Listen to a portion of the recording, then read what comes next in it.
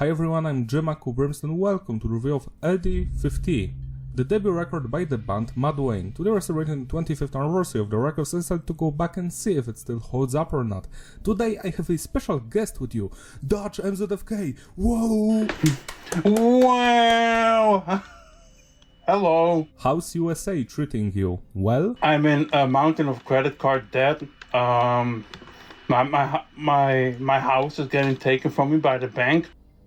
Okay then, so my story with Mudvayne is quite simple. Back in like 2001, 2002, my sister brought this record home and we've listened through it and it was actually amazing. What about you? When did you first hear Mudvayne? Because for me it was that time and also in 2004 or 5, Underground 2, Need for Speed game and the Determined song.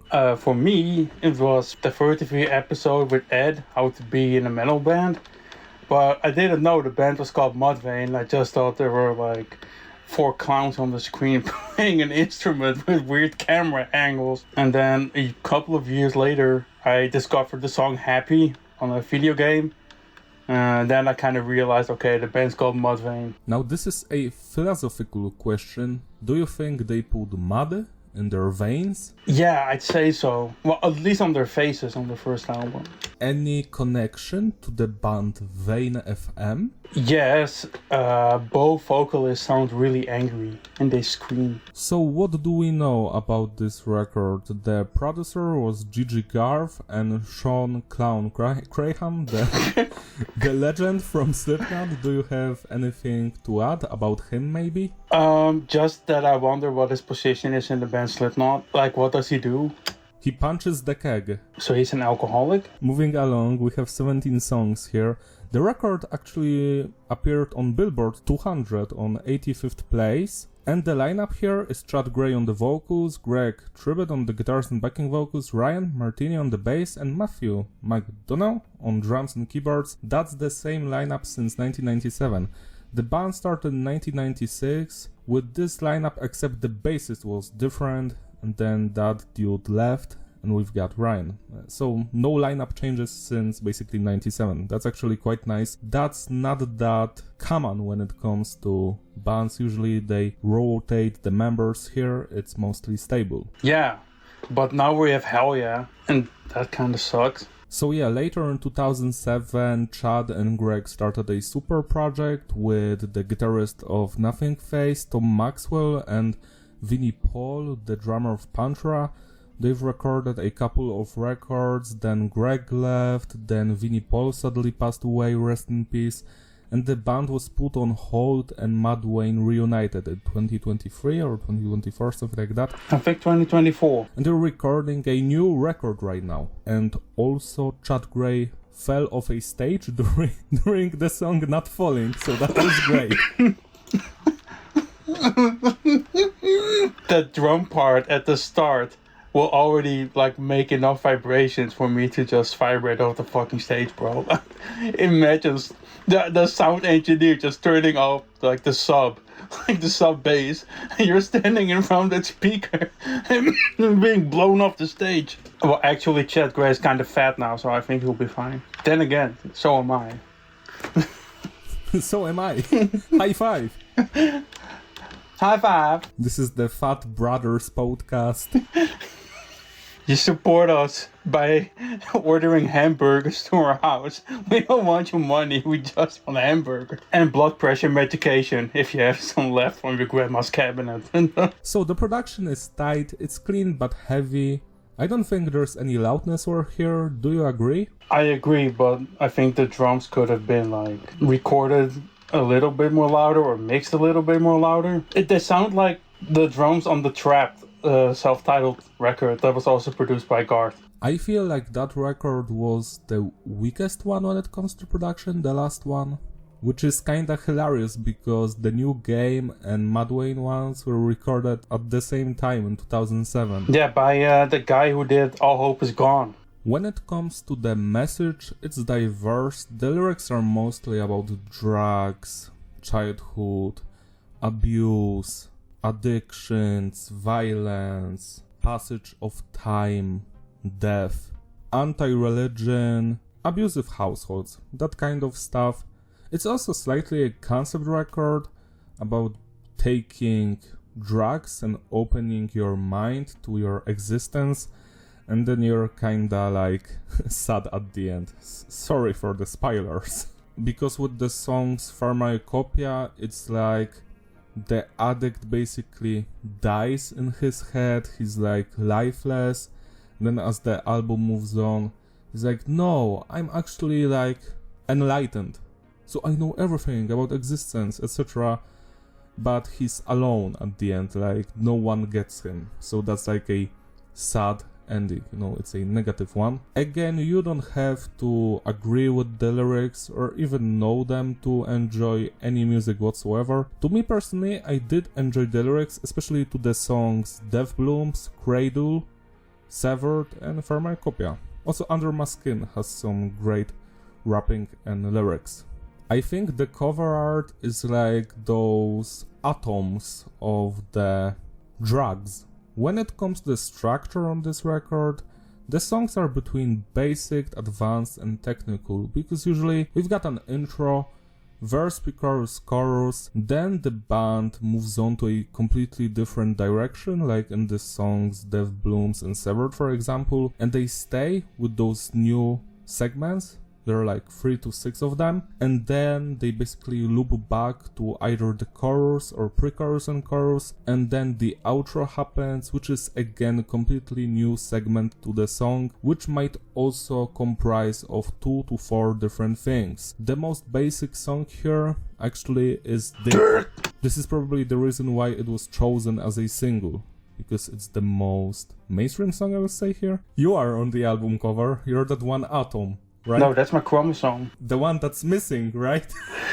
Yeah, and I'm trying to grab it. You can see it, but I can't reach. So now let's talk about the genre of this record. Obviously, this is a nu metal release, but with lots of progressive metal elements. Do you agree? I agree. I did learn a couple of songs of this record on guitar and released guitar covers on my second channel. I did learn Internal Primates Forever and Severed. I also attempt Death Blooms. I must say that some of these songs are actually quite hard to play. Not because the riffs are like hard, because most of them are not, just the structure is hard to remember, especially Severed. It's like 6 minutes long, and the changes are like in spots that you do not expect. I made a VGR remix of Happy. Like, that's my ode to this band. And I did the video for that, and it did get a lot of downvotes, and I was really happy. We made it in 2018. Like, that's one of the first. Yeah, it was like done in 20 minutes, but it was a massive success, I must say. Just as Borat says. Are you happy? I love the music video. It annoys me that the copyright system on YouTube is so awful, because I would love for people to see these videos without the green filters, without most of the weird effects, because the crossfade video, the one that was not uploaded on YouTube because they would block it, it's still the funniest shit I think we've ever made. It makes me cry when he comes in so fat and chunky, like, you are the antidote that gets me back. I really have to say. Or the Red Hot Chili Peppers one, which is also a masterpiece. That sounds like fucking ass. Brother, that's what Rick Rubin intended. that's like a stamp of approval from Rick Rubin himself. He's like, yeah, this is better than my mix. I mean, no wonder they didn't copyright strike the video. This is the final cut. That's true. This is the definite version. That's true. Californication, but California was nuked from the map. Sorry. The series is not coming out. Shout out Fox TV, bro. CNN, MSNBC, BBC. Big black car.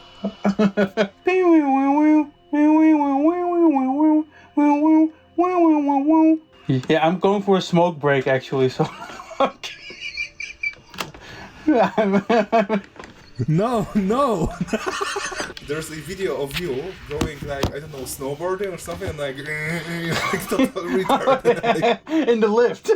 Monty saw that and he was like, is Sammy alright? I mean, he's No. alright, he's just joking. I was just getting sober, actually. Take me and Monty there snowboarding, and me and you would do and Monty would be like, fucking let me out of this. No, just film it and submit it for like some EU film festival, like collaboration between creative minds of the East and the West. And the whole OST is like VGR, like new metal VGRs of us skiing or like slaying. It's a CKY video, but for real. Yes.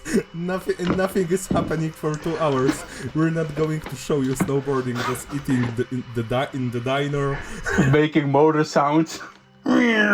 So when it comes to musicianship, let's start with the drummer. Matt is very talented. I love his double bass work, his grooves, his style, the precision of his playing. It's all fantastic. Do you agree? Yeah. Just leave it at that. You're going to say yeah every time. I'm paid to be here.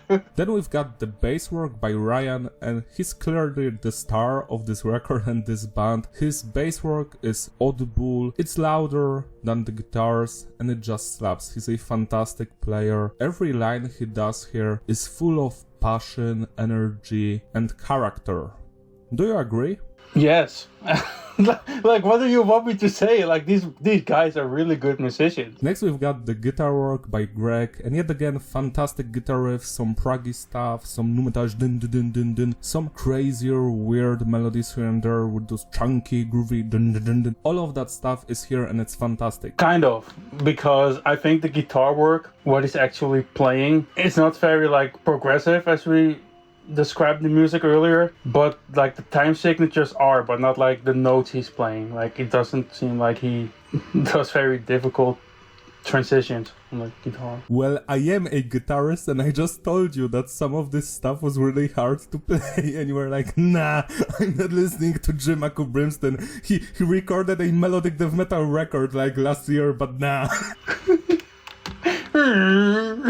I mean, yeah, some of the guitar parts are easy, but some of them do require something more than dun dun dun dun. So yeah, and last but not least, let's talk about Chad Gray. His screaming, shouting, yelling, growling, singing, it's all on point. I love every vocal line he does here, but there's a interesting fact here, because they were on a very tight budget and time restraint. They've recorded Pharmacopoeia and Nothing to Gain on the last day in the studio. And you can hear that his voice is slightly word off and Nothing to Gain. Like, that's why he mostly sings there. The singing was good too, but once we reached the end of the album and you got the longer songs, I was like, I can use more screaming, you know, less singing. There's like a line underneath that says, Dutch MZFK has HDAD, do not listen to it. I'm just hippity hopping. Do you want me to comment on? What do you think about this? Or just... Well, let me get my psychiatrist papers. We need that. We need your psychiatrist papers. After this review, I'm going to need a restraining order against you. There are also some electronic elements on this release, and most of them do sound good. I do not mind them. What about you? I only really minded the intro, the interludes. So now that we are finished with all of that, let's rate the individual songs. The album opens up with Monolith, the first interlude. This one is okay, I do enjoy it, it prepares you for what's to come. It's a little bit too long, like it's almost 2 minutes long, but I do understand that it's here. Like, this is one of the interludes that I don't mind because it's not in the middle of the record, so it doesn't bother me. What do you think about it? I think the intro is fine. I usually skip it so I can listen to Dig right away in the gym. You know, it reminds me a little bit of the intro on Slipknot self-titled. Also, we forgot to mention that all of those interludes were done by the drummer, who like composed a 30-minute track of them. and then they just split that into parts, and some of these parts are on this record, and the entire thing is on the Beginning of the End compilation from 2001. Gee, I wonder why they ran out of time in the studio. He was like sitting there for 6 months doing the interlude, and they're like, we need the record music. Like, don't play your drum parts. Drums. No, I'm doing the electronic element. No. Turn off the computer. Go away. I need to produce the album. And he's, no, I'm doing the interludes. Wait. And there's then the last day in the studio, and Chad is like, what? I need to sing on 7 songs? Because there's no more time.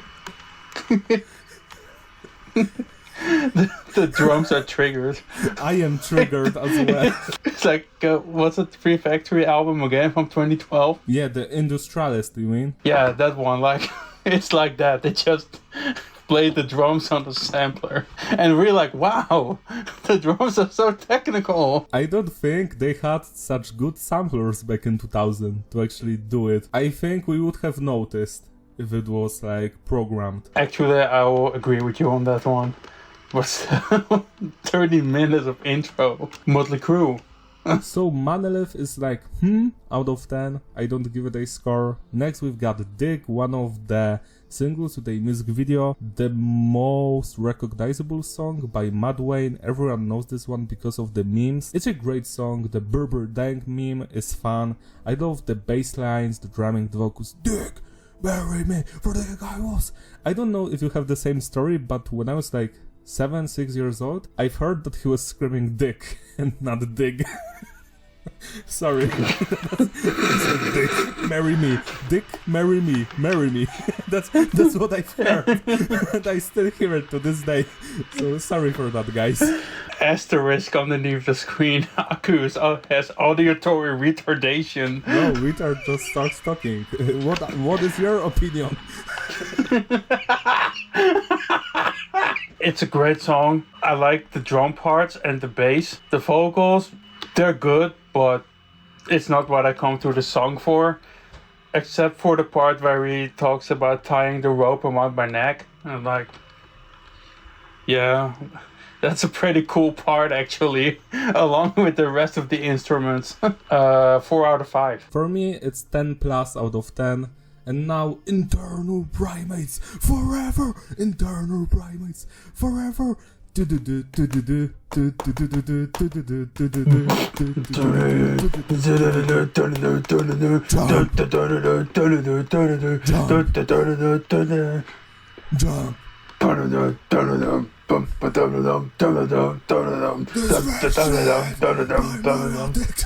Sorry, like sing the entire song. The copyright system does not know what is happening. I love this one. The music, the groove, the style, the changes in the middle. Give it to me, give it to me.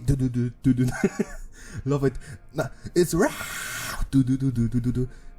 They won't leave me alone. They won't leave me alone. I just love the vocals. The voices in your head. They will leave me alone. Everything is great. It's primal. It's about monkeys. Ooh, we love monkeys. So this is 11 out of 10. That's it. What about you? 6 out of 5. -1. I love it, the dark atmosphere, because the previous song was like about, yeah, drugs, we are great. This one is more introspective. Love the clean singing. Love the chorus. You're the one, right? So this song is like about basically existential dread. If you read the lyrics, it's like, what are we supposed to be? What is going on? I don't know. That's Chad Gray throughout the entire song, and I feel that in my soul, actually. Why am I This here? is the song I like to listen to when I take a bath. No, I don't want to drown myself, I just want to listen to it. It's beautiful, love every segment here, also 11 out of 10. Why is there a toaster in my hand? It's a good song, but it takes a while to get going. Remember, he has ADHD. If it went a little bit... Jesus. If it went... Fuck you, I'm leaving. Fuck you and your family. Sammy to Jim. Jim is like, what family?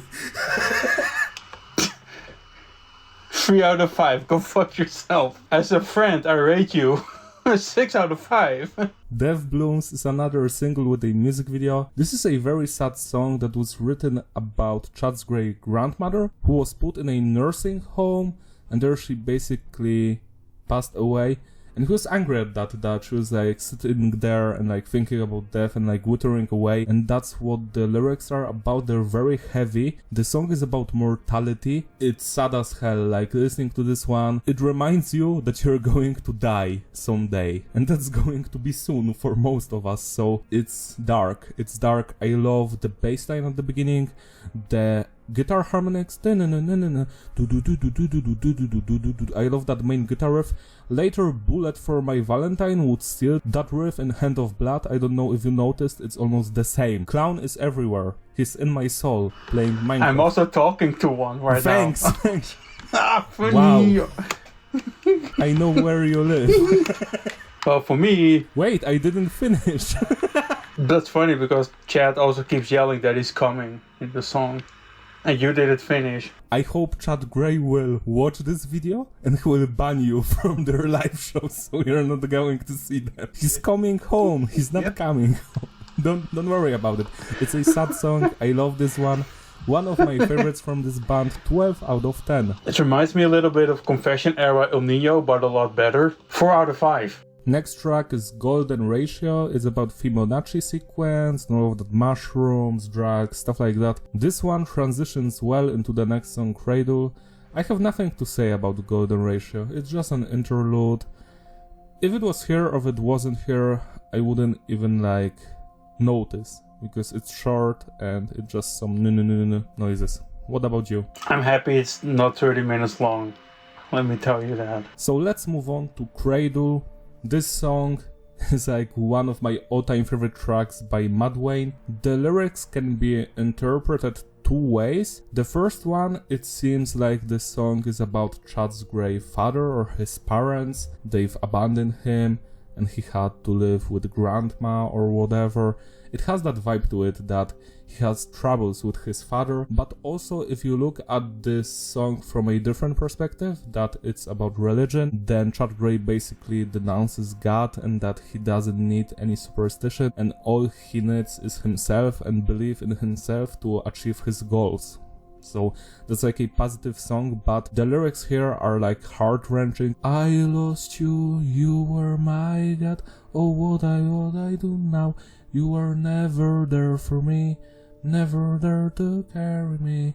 26 years looking back, that time is gone. It was you I've believed in, look into them to me, realize what you've done to me. So that's like the song. I am surprised that I remember all of the lyrics here. So I love every single section here. The bass lines are crazy, especially in the chorus. I'll get by myself, that part. I'll get by myself. I don't give a fuck about you. Get the fuck away. I don't give a fuck about you. How there are like three voices in the middle part of the song, like screaming at each other. That's a fantastic section of the song. Yeah, I will never forget this one, because every single section, from the bridge to the choruses to the verses, the changes, it all slaps.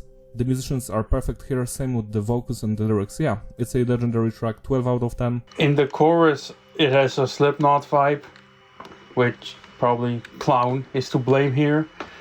But the bass parts around 1:35 and 3-minute mark are really some of the best on the album for me. So it gets a 4 out of 5. It also has that line, fucking cocksucker. That's true. So you should bump it up to 5 out of 5 for that alone. 5 out of 5. Now let's move on to Nothing to Gain. So apparently this is one of the songs that people love. I am not sure why, because to me it's like the second or third weakest track here. Like there aren't any songs on this album that I would be like, eh. They're all great in their own way. This one is more introspective at the beginning, beautiful main guitar melody, some clean vocals, crazy lyrics about Ed Gein, who loved his mother a little bit too much. And I do enjoy the chorus with the screaming and the bridge section. Yeah, it's just a perfect song, nothing to write poems about. 10 out of 10. What about you? 3 out of 5. The chorus shreds like Ed Gein did his victims, and the verses remind me of Primus. Tommy the cat. Retarded mustard. Well, no, it says mutatis mutandis, not retarded master. Oh, it sounds like if Clown had a hip-hop side project, so it could have been cut from the record. 1.5 out of 5. I agree, it sounds like Field's Dreams. So, yeah, not for me. The Neighborhood Watch. Everything and Nothing is a song about abortion, and it's an interesting one because half of the song is like pro-choice and the other is not. So it's like, everything and nothing, I am everything, I am nothing, I am everything, I am nothing. Great chorus, some cool guitar riffs, same with the vocals, yeah. This song, I do enjoy it a little bit more than Nothing to Gain, and that's basically it. So 10 plus out of 10. What about you? I had the same, like, with the pro-life and pro-choice theme. What is he? Like, what does he support? He doesn't want you to know. I was confused. He's like, I'm going to write a part of the song for the south of the United States and a part for the north, so I can tour everywhere for the fucking record. That's actually true. That might be true. Because of that, 4 out of 5. Severed, this song has amazing bass lines. The main guitar, all of that is perfect. I love the whispering, the singing, the chorus here, rah, rah, don't look away, and the beautiful singing in the background. This is one of the songs I did a guitar cover of because I just love every single section here musically and vocally. It's a long banger. 11 out of 10. I wrote a little poem reviewing this song. It's like scattered thoughts, but you will like it. Slower, more commercial sounding song if it weren't for the length. Not really sure if I needed a 6-minute long song at the 11th track. It's the 3rd minute mark, never mind, this part is sick as fuck. Bump this track up to the track 10. 3.5 out of 5. I'll do you like Fieldy did his wife in his biography. Let's move on to Recombinant Resurgence. So this is an interlude, which I have no clue why is it here. Like, what's its purpose? Like, this is again something that will just cut out of record. What do you think about it? I didn't write anything down because I was kind of getting tired of the interludes. Dutchy has ADD, if you have forgotten about it. You motherfucker, you motherfucker. Moving on to the next track, it's Prod. This track sounds kinda like Tool when it comes to the main guitar riff. Toom. There's lots of repetitions here. The bass lines, yet again, beautiful. The vocals, itself. I do enjoy the lyrics. I forgot to talk about the lyrics. So Severed was like a fight in your psyche on... No, Severed was like about family that was like dysfunctional. Prod, probably humanity shitting the bed when it comes to the climate change, stuff like that. I do enjoy this song, but for me personally, it's one of the weaker songs here. Still, it's a perfect one, like, I don't have any problem with it. I can already guess what Sammy is going to say. It's too long because it's 6 minutes. 10 out of 10. This is the song where I realized that every song from here on had a corrupted flag stream. I'm like, whoa, this sounds really progressive, but the audio was just cutting out. It reminded me of Disturbed, so 2.5 out of 5. I like how you're a very professional reviewer, because you're like, yeah, this song reminds me of Disturbed, so fuck this song. Move on to the next one. Dutch has ADHD. I don't know if you know this. I'm taking a big fat Papa Roach in the bathroom. See you later, bro. Pharmacopoeia is the best song on the album by far. I love its atmosphere, the emotional singing, screaming, shouting, yelling. The verse is very weird.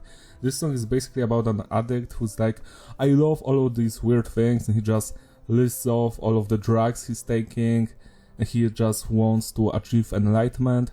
But then, like, the voices tell him that he's imprisoned by the addiction, The song ends really dark with I'm already dead to this world. So I love every single section here. That part before the first chorus with the bass line doom doom pow pow pow pow pow boom. That's the best part of the record for me. And then the chorus kicks in, you know. It's all about escaping. Open and bring on the alien. So all of that stuff. Yeah, this song is fantastic. Love every single section here. I would love to leave this room, leave Dutch MZFK, and just go listen to this song right now. Because it's so good. 12 out of 10. It's my favorite song as well, actually. So I share the same sentiment. I want to get out of here. 5 out of 5. Oh no, I broke Dutch MZFK. 1 like, 1 prayer. Right down in the comment section.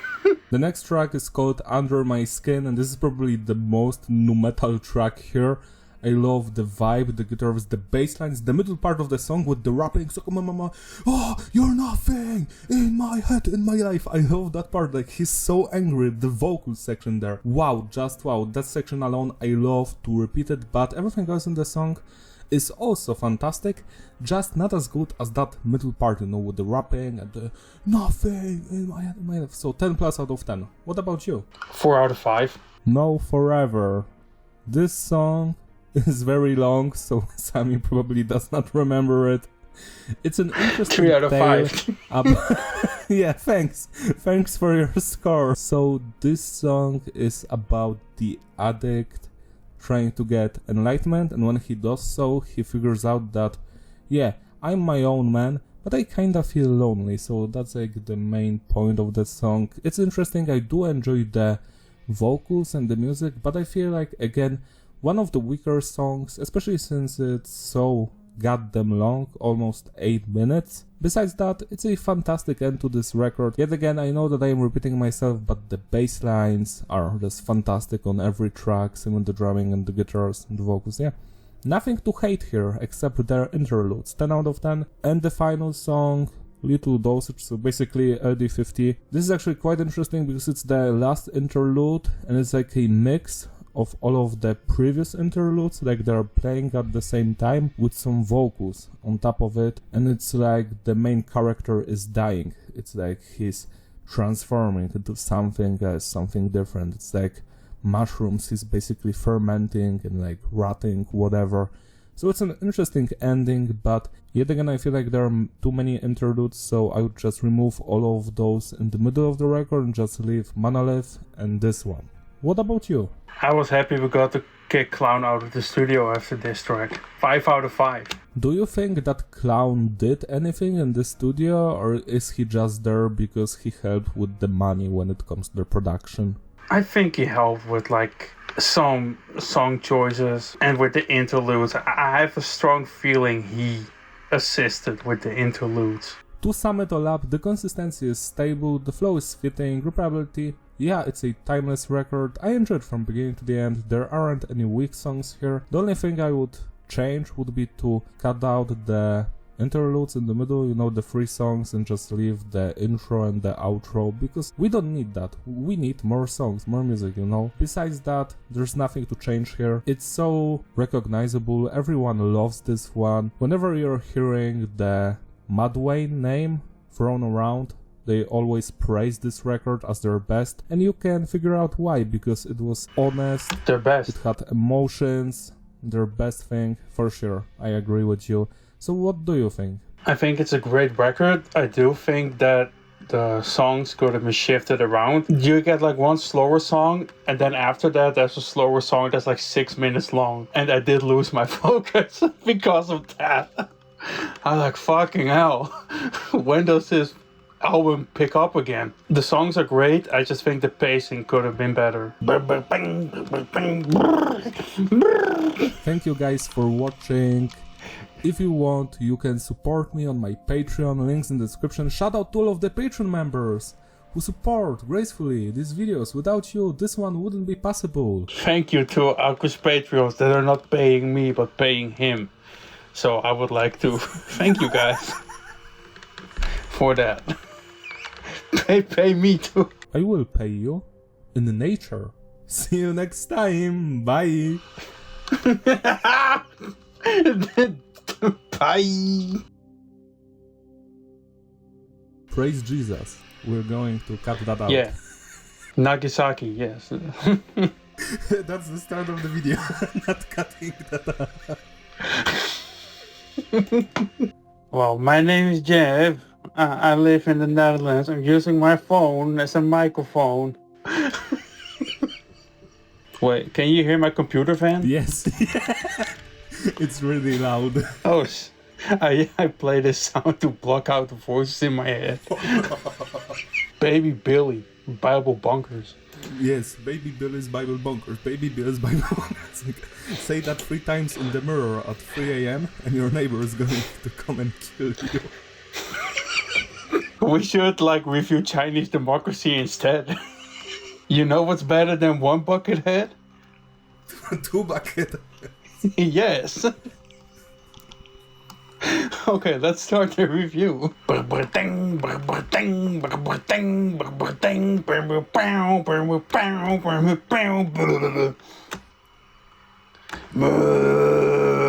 Okay, so let's start the review. Kankerzooi. Someone tried to call me. Hold on. Maybe we should just make voice recordings and just let AI do our notes. Basically, I'm going to ask you questions and you're going to respond to them. Hopefully normally. What if I don't? I feel bad about my notes because I am making fun of Disturbed, El Nino, and Clown. Whenever I speak, you put an asterisk on the bottom of the screen saying I have ADHD. This person has ADHD. Do not listen to their bullshit. This person is retarded. The photo looks good, it's one of the few photos I look good in. It's just unfortunate that it's in front of the fucking Trump Tower. Don Vito, oh my god. That man was a national treasure. And a pedophile. Yeah, but let's focus on the first part of this. Did you listen to the new Rasmus record? No. Don't want to talk about politics. I want to talk about politics. Oh, no.